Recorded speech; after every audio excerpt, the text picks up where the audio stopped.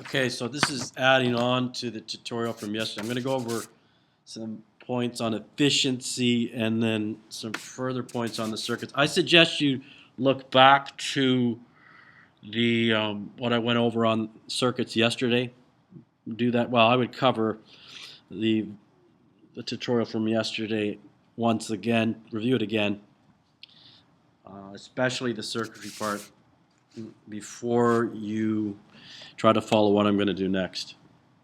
Okay, I'll give you some questions on circuitry to try after this, and then you can, if you're still having problems with it, you can get back to me just before the exam on Monday. Anyways, so I'll start with efficiency and the definitions.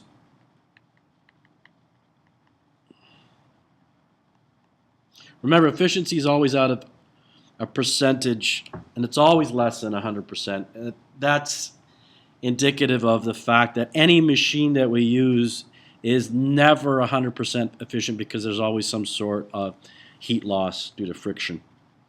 Okay, so just the formula itself may be a little confusing, but the formula, I would add these to your formula sheets. So usually it's either work or energy. I know your workbook doesn't include energy, but that's actually the key quantity that's used to calculate efficiency. And yes, it's always multiplied. I think this is forgotten in your workbook. It's always multiplied by 100%. And yes, you can use power. And it's always out over in, out over in, out over in, out over in every case.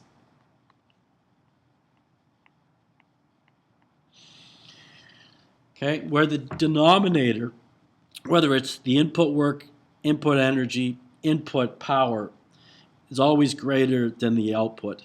Input's always greater than the output. So input is always greater than output. Input always greater than output. Let's not work. What happens when I'm talking at the same time? Input's always greater than output, whether it's work, energy, or power. I just included work and energy here. Denominator will always be greater. Why is that? Because the input will include all the energy that's put into doing whatever the process is, whether it's lifting something up, whether it's climbing a set of stairs, heating some water, heating something on a stove or in an oven. The input that you put into it, some of it will be lost in the form of thermal energy or heat. That's why it's always greater. The output is what you get out of it. Not all of that output, some of the output, how can I put it in a simple term? Input is a sum of output plus heat loss. That's one way to view it. Okay, that's why the input's always going to be greater in all situations. So just mathematically keep it simple. The denominator, in this case the input, should always be greater. Now, how do you know what is what? Well, that's one indication. Look for the larger number. That should go in the bottom. When you're talking about lifting an object, so these are all machines. Whenever we're talking about the efficiency, we're always asking the question, what is the efficiency of a machine? So what I'm going to draw next are examples of machines. So we could have a ramp. Okay, you pushing something up a ramp. That's a machine. It could be climbing a set of stairs. That's a very simple machine. And I'm trying to draw these a certain height in each case so that the height is the same, whether it's a ramp or a set of stairs. What else could it be? Could be a pulley system. So you're lifting something up by pulling on this rope attached to a pulley.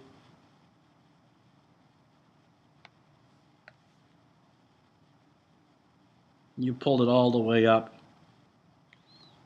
let's say from the ground. This is the ground here. And I'm just going to highlight these areas here. That's a certain height h.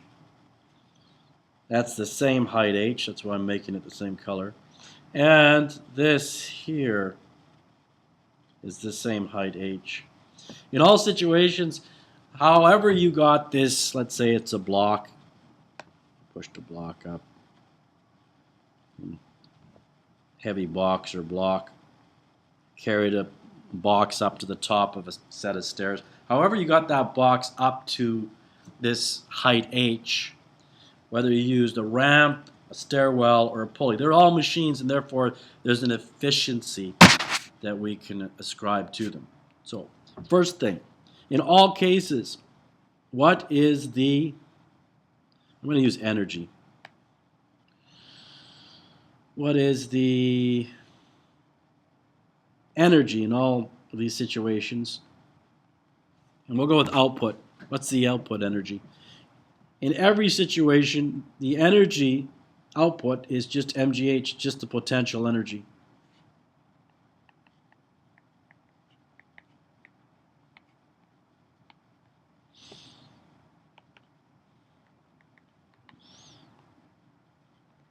Okay, that is the energy that you'd exert in getting it up the ramp or the stairwell or using the pulley if there wasn't any heat loss. That is the ideal work or energy needed to get that box up to height h.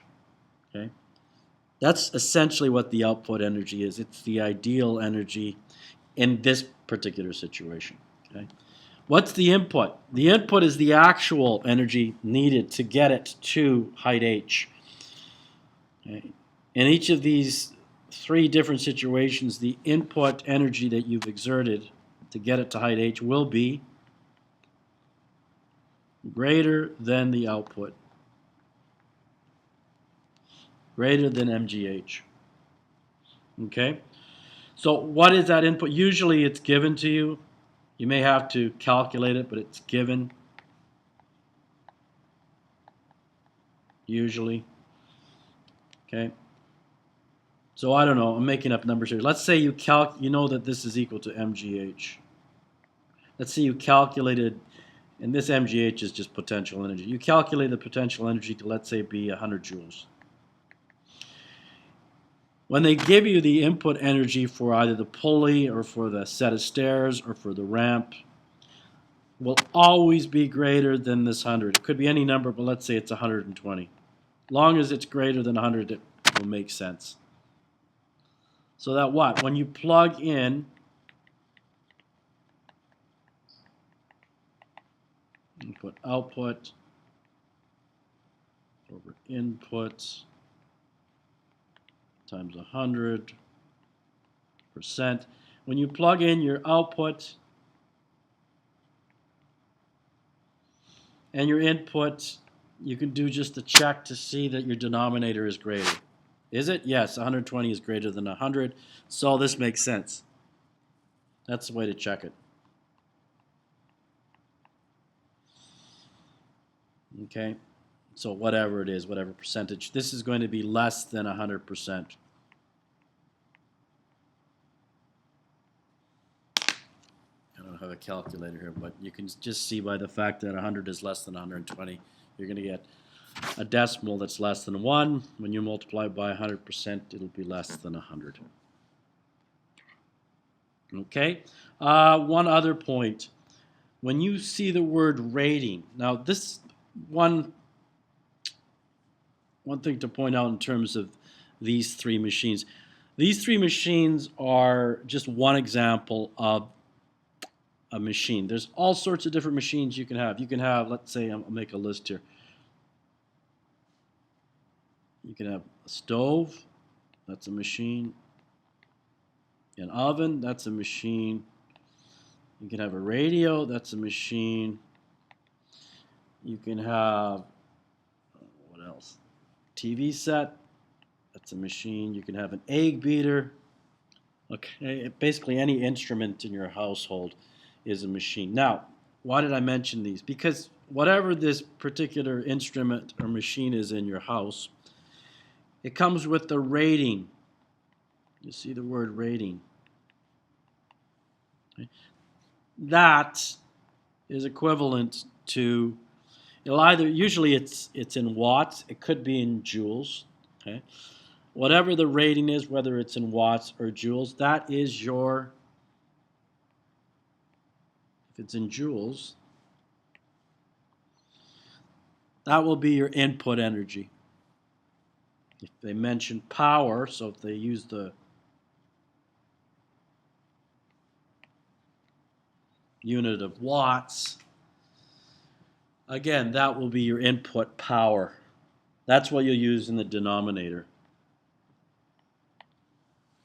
Okay, so pay attention to the wording of problems. Rating means input, and they plug that into the denominator in your efficiency equation. Okay, so on to circuits.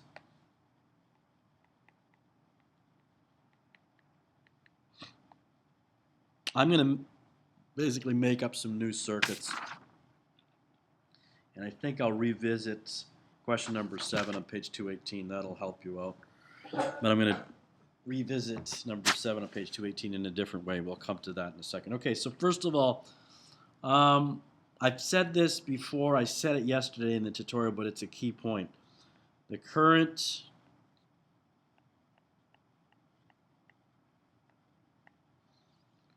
through the resistor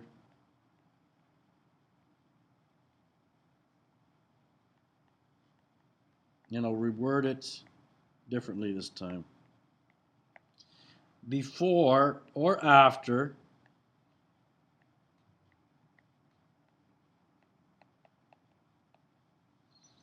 the battery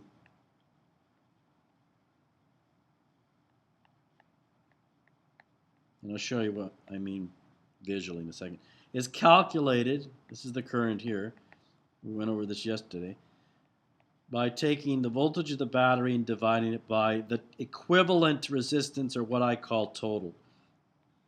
Okay, so our total, another word for that is the overall equivalent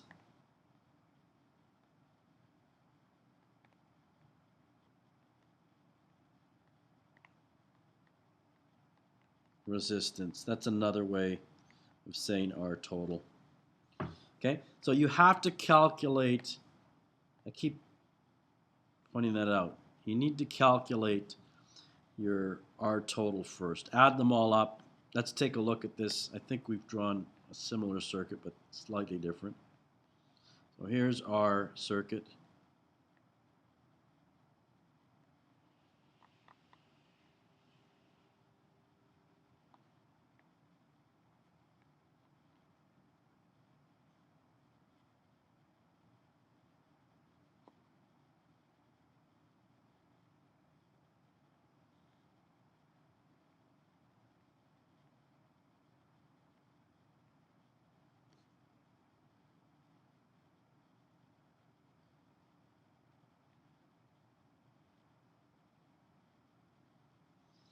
Okay, that's our circuit. A little bit messy. I'll clean it up a bit.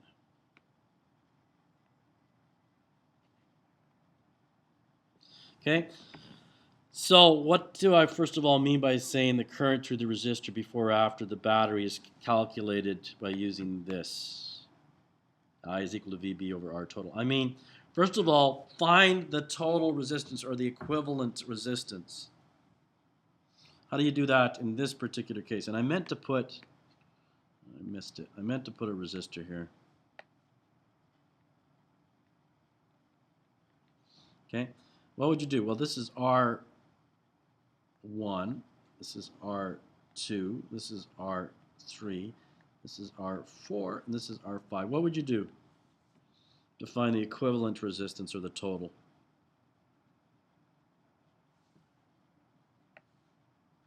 Zero in on that. Those resistors are stacked on top of each other. Another way of saying that is parallel. On top of each other or side by side. They're parallel in this case. They're stacked on top of each other. Okay, so what would you do? You would find the equivalent resistance of R3 and R4. You would find what I usually call RP. 1 over RP is equal to 1 over R3 plus 1 over R4. And then you'd simplify that. You'd simplify those two resistors, turn that into 1. Okay? And you'd label it RP. So you do this. You can come back to this.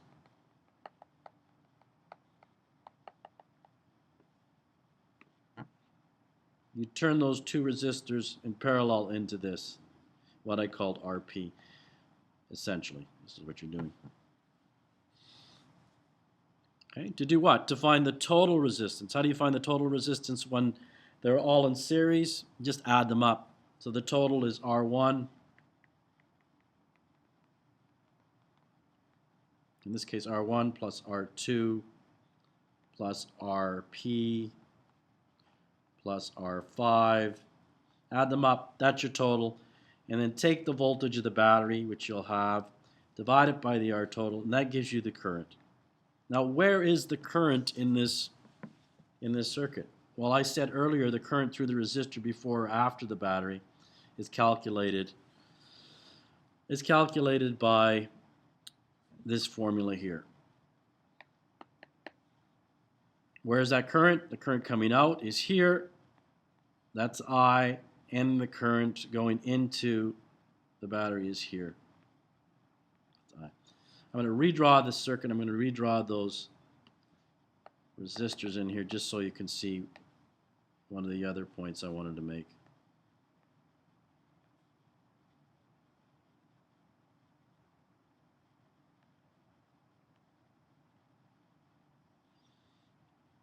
You know, what did I think I called the top one R3, R4. Okay? So,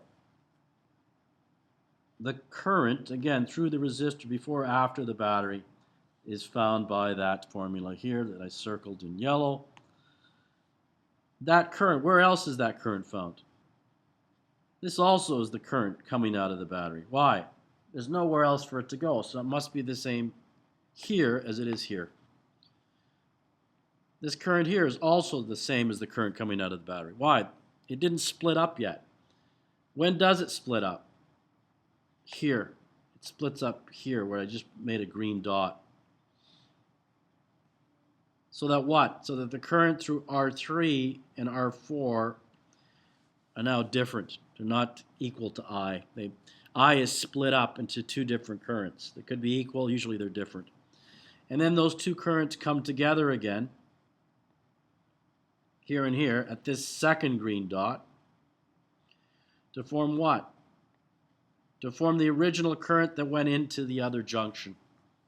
Same as the current coming out of the battery and going into it. Okay?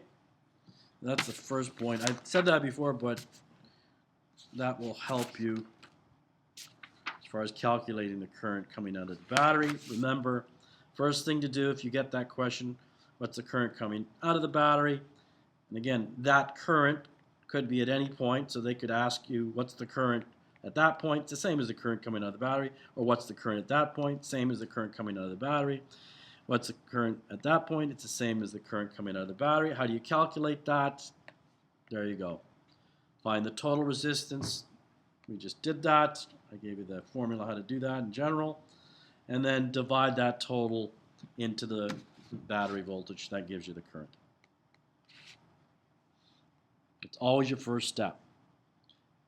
When you're calculating the current coming out of the battery, find the total resistance. Okay, so now next, I made up another circuit for you.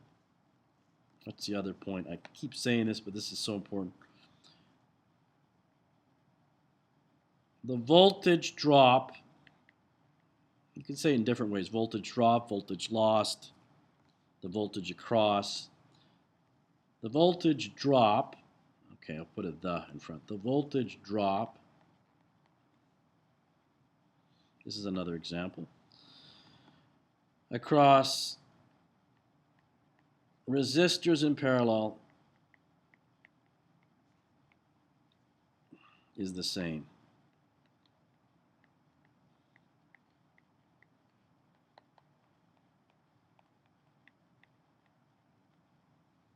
Same voltage. So what do I mean? I'm going to draw the resistors in parallel first, and then I'm going to insert them into the circuit I'll draw next.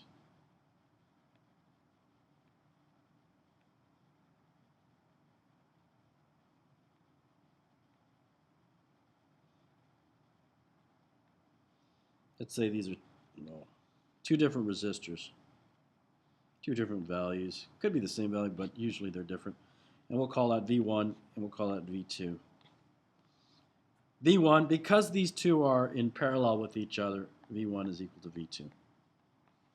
Okay, that's going to be an important point when we apply this principle to the circuit that's coming next. Okay, other set of parallel resistors that may throw you off. Let's say you've got this.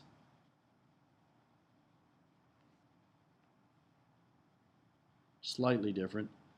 That you now have two resistors on the right side that are in series. Let me just clarify that.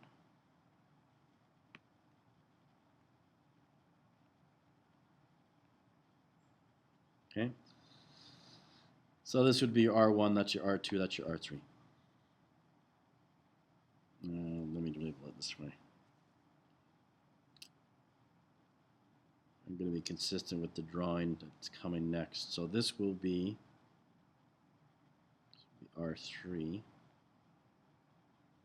This will be R4.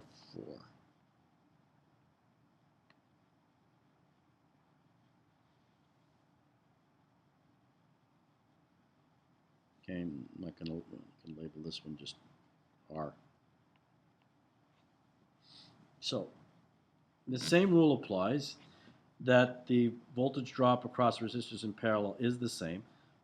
But what do I mean in terms of this circuit? How does that principle apply to this circuit? Well, let's say you were given the voltage across R. Say it's 40 volts. What does that mean in terms of R3 and R4? That means that the voltage drop across both of them, not one of them, but both of them, is 40 volts.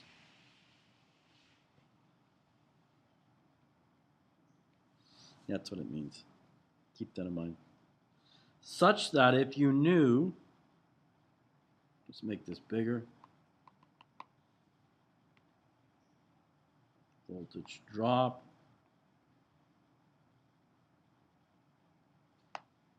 is 40 volts. Such that if you knew what the voltage drop across R4 was, let's say the voltage used up, or the voltage drop across R4 is 10, you could find what the voltage drop across R3 is. What is it? It's just 40 minus 10, or 30. Okay? Voltage or resistors in series, such as R3 and R4, the voltage is additive. The total voltage between R3 and R4 is just found by adding the 30 to the 10 to get the 40, which is the voltage drop from here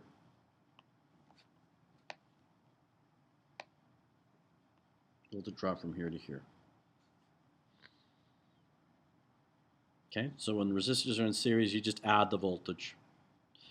When the resistors are in parallel, the voltage is the same. Okay, so let's apply what we just indicated here. I'm just going to erase a couple of things. You know what? I'll make a copy and then erase them in the copy. Okay, I'm going to create a circuit here. This is a one cell. Okay, we'll call it a battery, but this is your VB.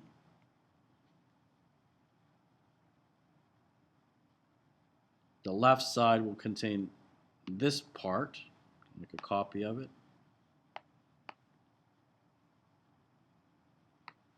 And the right side will contain this part. Put that there.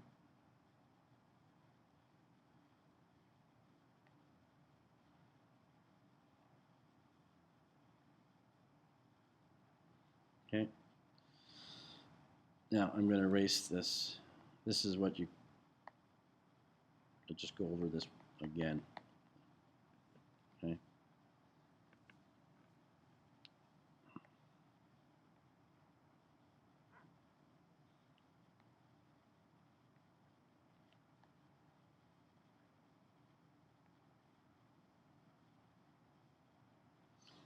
Okay, so let's say this is all the information you're given. Let's just highlight it so you're clear. And I'm going to put the voltages in red so it's consistent.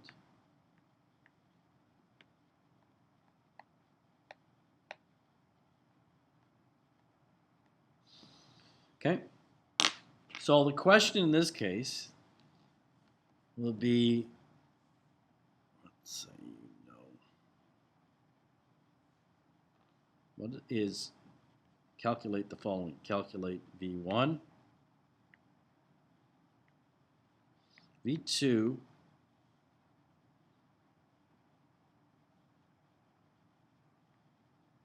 V3. You've already done V3. V3 is just the voltage here between here and here. What is that voltage? We've already calculated it previously. Said it's 30.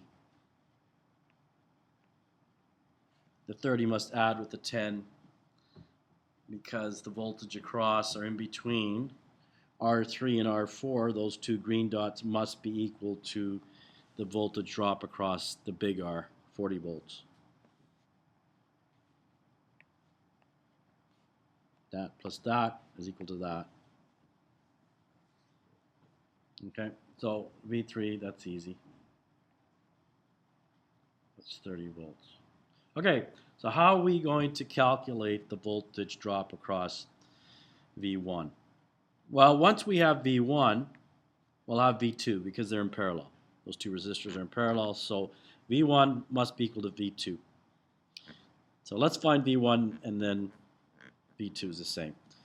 What do you do? Well, you can try different methods, but the easiest one is to use Kirchhoff's loop rule, which is what? So you start at the battery. This never works. I'm going to use a blue. Use this. You start at the battery and trace out a path called a loop. You can call it whatever you want, but basically just a pathway, starting at the positive terminal and ending, at the negative. So now I get to that junction there. I can go either way. I can go right. I can go left. Okay, I want to find V1, so I want to include V1, resistor 1, in my blue pathway.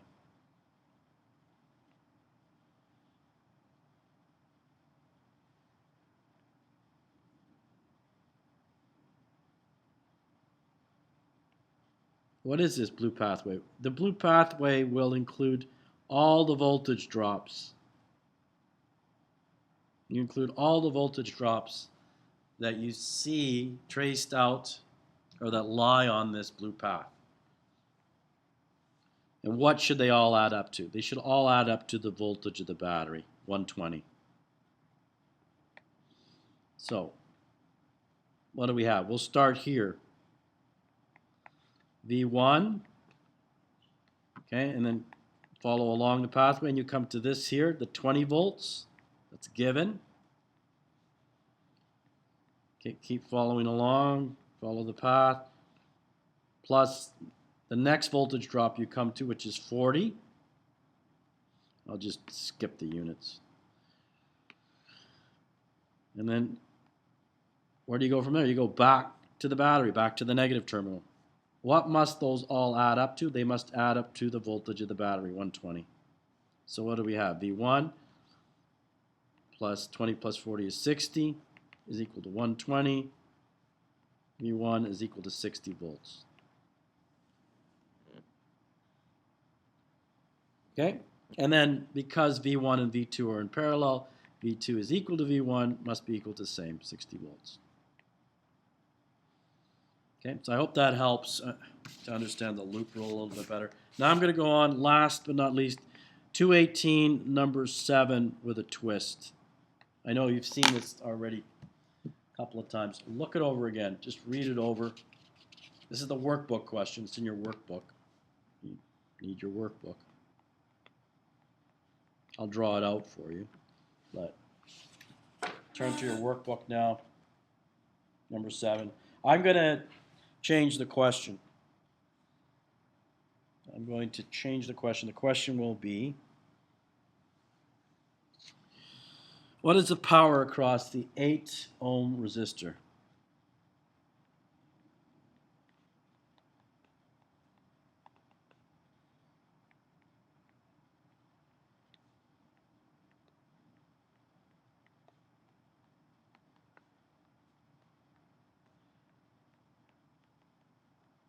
Now I'll draw it out for you so you understand what I'm referring to if you don't have the book in front of you. But I would go over number 7 before. Just stop this, go over number 7, see how you did it before. And I think what I'm going to say next will make more sense if you do. Okay, so I'll draw it out for you.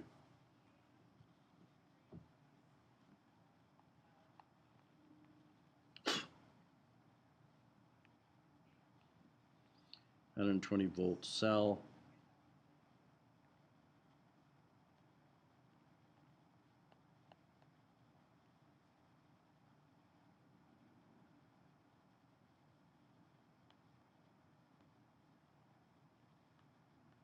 $11-ohm resistor here.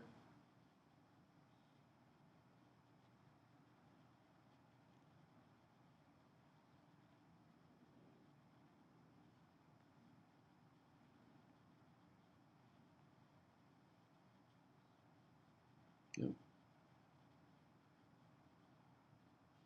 Okay, 6-ohm resistor here.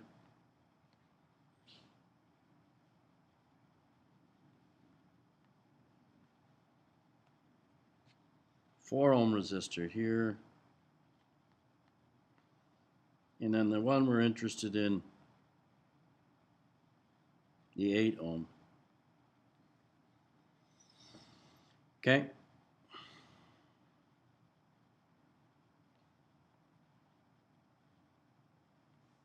Okay, so what would your approach be? Given that this VB is 120, how are you going to calculate what the power is through here? Well, there's different ways of doing it, right? So there's no one true way. There are quicker ways. Well, here's the hint. You need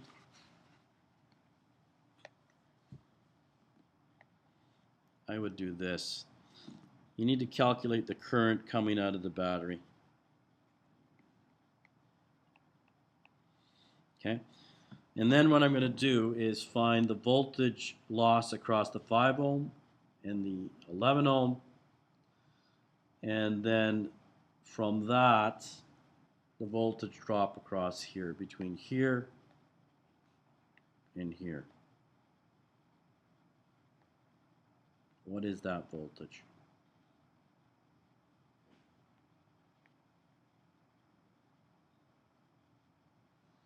What is that voltage? I'll just call it V. Okay, so how do you find the current coming out of the battery, the I? Well, we just said that earlier. Find the I by taking the VB and dividing it by R total. Okay, now we did this yesterday. We found the R total yesterday, so I'm going to save myself time of actually having to supervise an exam here in a second. So give me a moment here. If we go back to yesterday's notes, save myself a little time.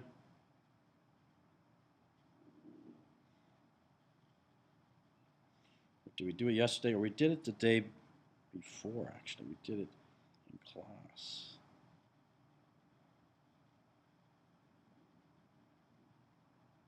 Right? I think this is it here. Yeah, this is it here. So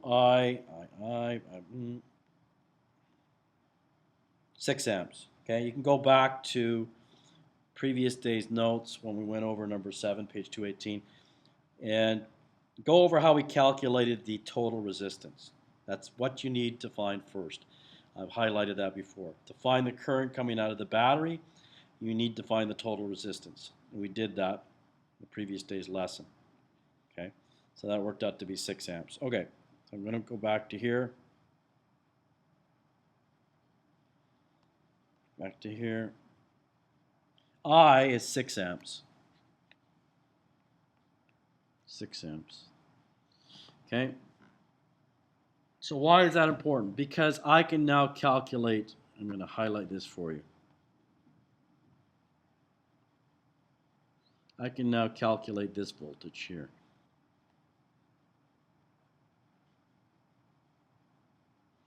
What is that voltage? That voltage is 5 IR. 6 is the current, 5 is the resistance. Voltage is always equal to current times resistance. 6, in this case, 6 times 5, or 30. What about the 11 ohm?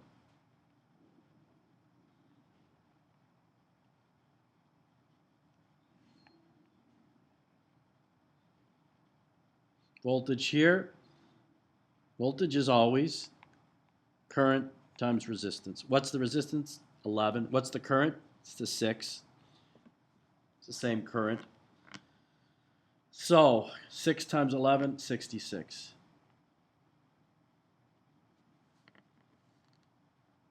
Okay?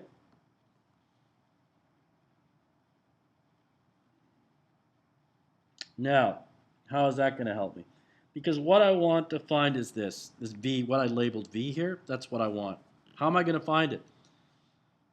I'm going to use the loop rule. Start here. Trace out any loop you want, any pathway you want. When do you have a choice? You have a choice here when I reach this point. You could go up or down. I'm going to go down because I want to include the resistors that I want to find the voltage drop over.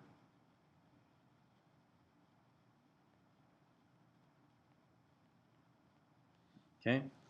So what's the voltage drop across the resistors that are traced out by this blue path? Well, let's write it down. The voltage drop, first one, that's the first one, 30 volts. 30 plus, what's the next one? 66. Okay, what's the next one? Well, follow, okay, we started here, over here, and down here, and then we split up, or down actually. Okay, the next voltage is what I labeled V. Okay, and then you keep going, where do you come to? You come to back to the battery, which means this must all add up to 120. So you have 96 plus V is 120. Good morning, everybody. As we come towards the end of this final assessment session, 1 second. When the following students are done, they need to report down to the office. Kwame Afusu Asedu, Keon Kespa, Peyton Hugh, Alex Kielman, and Aaron Garcia. Thank you. Okay. So your voltage across, that voltage there is, across the 4 ohm and the 8 ohm resistor is 24 volts. Well, why is that important? Because, I'm almost done here. Redraw that, this part of the circuit, I'm redrawing the bottom part there. That's 4 ohms. That's 8 ohms. We know that the voltage drop across both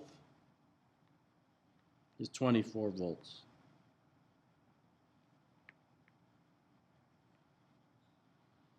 Okay, what do I want? I want the current in order to calculate the power, I need the current through the 8 ohm, because I can square that current and multiply it by R. In this case, R is 8. Okay? So what is that current? That current, I can find, I know what the voltage drop of both is across both. So I can just add those two resistors together. I'm just going to copy this.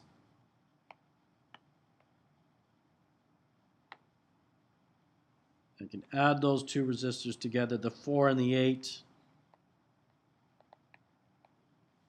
can be thought of as what? 12 ohm. What's the current through that 12 ohm? 2. Right? I is equal to V over 12. In this case, I is equal to V over R, or 24 over 12. 2. That current is the same as the current passing through the 8 ohm.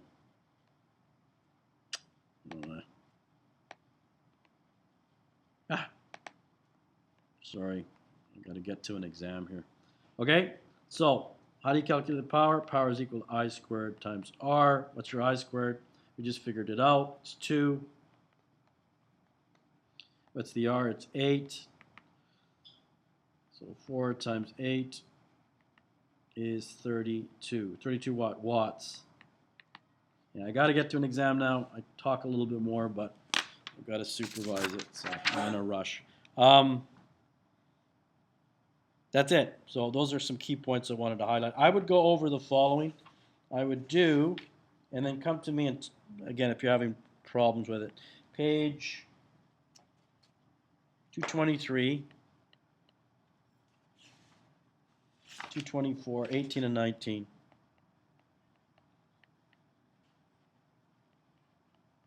Hope that helped.